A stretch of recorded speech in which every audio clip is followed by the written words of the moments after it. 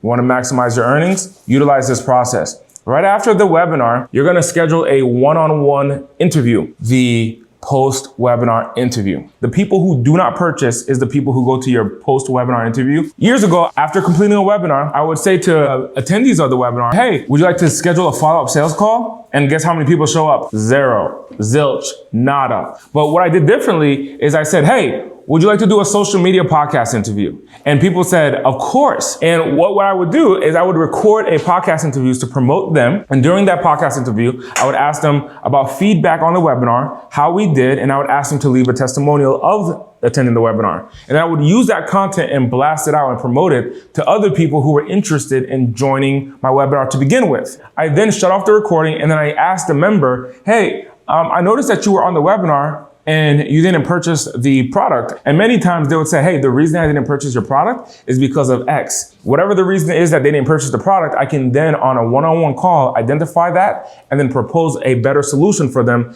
to get them into being a client.